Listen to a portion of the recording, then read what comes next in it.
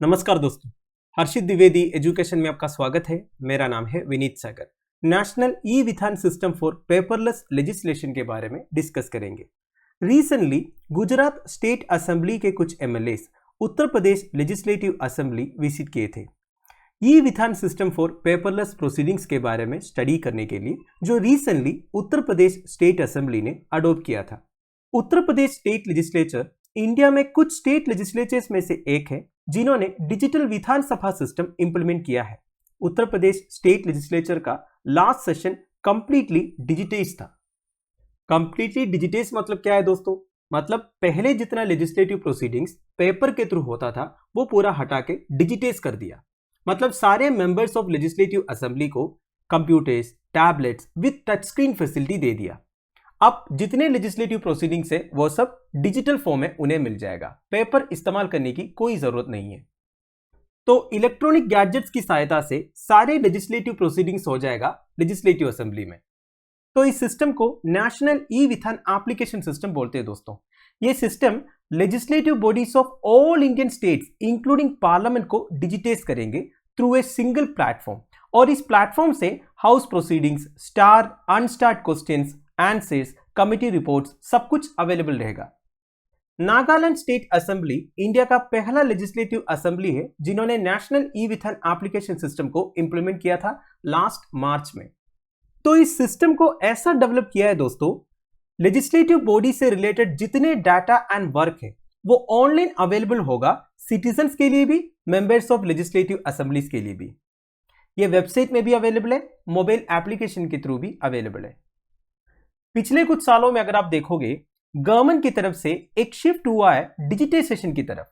Prime minister Narendra Modi ji नवंबर 2021 में one nation one legislative platform का idea mention किया था। यह सिस्टम हमारा पार्लियामेंट्री सिस्टम को एक टेक्नोलॉजिकल बूस्ट प्रोवाइड करेगा जरूर। इसके साथ साथ जितने डेमोक्रेटिक यूनिट्स है देश में उन सबको आपस में कनेक्ट करेंगे। वैसे लोकसभा स्पीकर ओम बिरला साहब ने भी ये बोला था, proceedings of all legislatures that is both houses of parliament, सारे स्टेट असेंबलीज, सारे लेजिस्लेटिव काउंसिल्स, वो सब एक ही प्लेटफॉर्म में अवेलेबल होगा 2023 तक।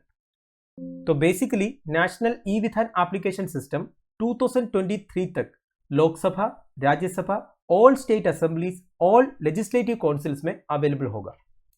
तो इससे क्या क्या एडवांटेजेस होगा दोस्तों? एक तो several thousand tons of paper save होगा, जिसे लाखों ट्रीज हम बचा सकते हैं। हिमाचल प्रदेश लेजिस्लेटिव असेंबली 2014 में इस सिस्टम को इंप्लीमेंट किया था और तब से Himachal Pradesh state government 6000 trees को एनुअली सेव किया है और 15 करोड़ का एक्सपेंडिचर भी सेव किया है। वैसे हमारा लोकसभा और राज्यसभा अभी तक कंप्लीटली डिजिटाइज नहीं हुआ है। अभी भी आप देखते होंगे संसद टीवी पेपर का इस्तेमाल होता है, पर दुनिया भर के गवर्नमेंट आजकल डिजिटल मोड एम्ब्रेस कर रहा है। दिसंबर 2021 में गवर्नमेंट ऑफ दुबई दुनिया का पहला गवर्नमेंट बना जो 100% पेपरलेस हुआ। उन्होंने ये अनाउंस किया था उनके सारे प्रोसीजर्स कंप्लीटली डिजिटाइज हुआ करके। इसे उनका expenditure 350 million US dollars save हुआ और उन्होंने 14 मिलियन मान आवर्स भी सेव किया। यूनाइटेड स्टेट्स ऑफ अमेरिका का गवर्नमेंट भी 2019 में अनाउंस किया था 2022 एंड तक उनके सारे गवर्नमेंट एजेंसीज पेपर के साथ डील करना बंद करेंगे, वो भी कंप्लीटली डिजिटाइज होंगे। फाइनली दोस्तों, इसमें कुछ चैलेंजेस भी है।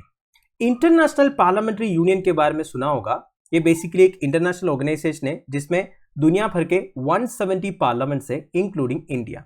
उनके 2018 रिपोर्ट में उन्होंने इस सिस्टम का कुछ चैलेंजेस के बारे में बोला था।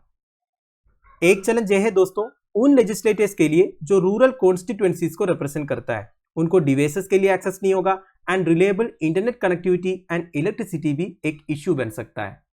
2020 रिपोर्ट में इंटरनेशनल पार्लियामेंट्री यूनियन ने यह बोला, lack of training and heightened concerns over security भी हो सकता है। देखिए, जैसे आप डिजिटाइज करोगे उसके साथ साथ साइबर सिक्योरिटी थ्रेट्स भी आ सकता है कि नहीं? पर ये सब इंटरिम इश्यूज है दोस्तों। जितने चैलेंजेस मैंने बोला वो सब आने वाले टाइम पर इजीली सोल्व हो सकता है, क्योंकि आजकल इतना टेक्नोलॉजिकल एडवांसमेंट हो चुका है दोस्तों, और आज भी पेपर प्रोसीडिंग्स करना बिल्कुल वायबल मेथड नहीं है। एक तो अच्छे पेपर प्रोड्यूस करने के लिए आपको पेड काटना होगा। आजकल पेड ही इतना अवेलेबल नहीं है, फॉरेस्ट कवर धीरे धीरे कम हो रहा है। तो हमें कैसे भी करके ये सब बंद करना पड़ेगा और डिजिटाइज होना आजकल एक नेसेसिटी है। तो दोस्तों दैट्स एंड ऑफ इट। छोटा सा एक टॉपिक था, बस आप ध्यान दीजिएगा 2-3 पॉइंट्स, जैसे कि ई विधान सिस्टम क्या है, एडवांटेजेस क्या है, पहला स्टेट कौन सा है इंडिया में जिन्होंने ई विधान सिस्टम को इम्प्लीमेंट किया था, पहला कंट्री कौन सा है जो 100% पेपरलेस हुए थे, ये सब ध्यान दीजिएगा। लेक्चर की पीडीएफ एज यूजुअल आपको टेलीग्राम चैनल में मिल जाएगा जिसका लिंक नीचे प्रोवाइडेड है। Thank you for watching, bye bye, have a nice day.